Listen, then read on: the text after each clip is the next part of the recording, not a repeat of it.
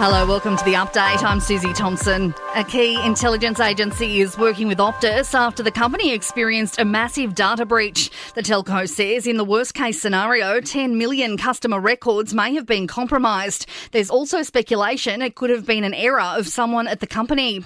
Senior police say they're incredibly proud of an officer who rescued 3 people, including a young child, from floodwaters in the New South Wales Hunter Valley. Senior Constable Richard Hanson used a rope as a safety line to help get a 4-year-old boy and 2 women out of the vehicle on a flooded causeway near Dungog. Detective Superintendent Wayne Humphrey says the actions averted certain tragedy. He describes it as you've got a task, break it down into simple chunks, but it's been the most important part of that sentence is you're doing it under massive stress. So he sees a woman clinging to the side of the car, could be swept away any second.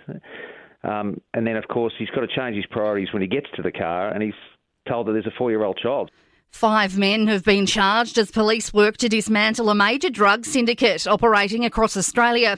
Police have uncovered more than $80 million worth of ice after locating 16 kilograms of the drug in a suitcase at a property in the Sydney suburb of Petersham. Millions in cash has also been seized in an operation spanning New South Wales, Queensland and Western Australia. Peter Falconio's mum has issued an emotional plea to the Australian public, urging anyone with information on where his body is to come forward. The backpacker, who was murdered 21 years ago in outback Australia, would be celebrating his 50th birthday next week. Instead, his elderly parents say they're running out of time to bring Peter home. Foreign Minister Penny Wong says trade was the key issue on the agenda during a meeting with her Chinese counterpart. Senator Wong held talks with Wang Yi on the sidelines of the UN General Assembly in New York. It's the second meeting between the pair in 3 months as Australia tries to stabilise the relationship with Beijing. And Donald Trump insists he declassified documents from the White House before taking them to his Florida estate.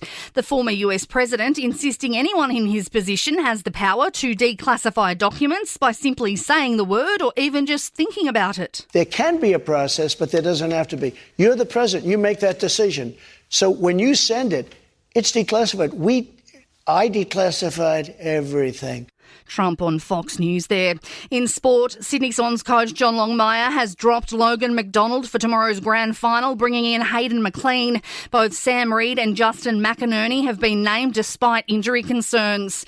The Parramatta Eels are determined to seize the opportunity to reach an NRL grand final for the first time in 13 years. They'll face the Cowboys tonight in the NRL's first preliminary final, needing to overcome a vocal sold-out crowd in Townsville. In entertainment news, former child actor Ryan Grantham of Supernatural and Diary of a Wimpy Kid fame has been sentenced to life in prison for the shooting death of his mum in March 2020. Grantham won't be eligible for parole for 14 years. And Paris Hilton has now called in a pet detective, dog whisperer and a pet psychic in the hopes to find her missing dog, Diamond Baby. The Chihuahua went missing last week, with Paris offering a big reward and no questions asked for her safe return. And that's the latest from the Nova podcast team. We'll see you later on for another update. I'm Susie Thompson.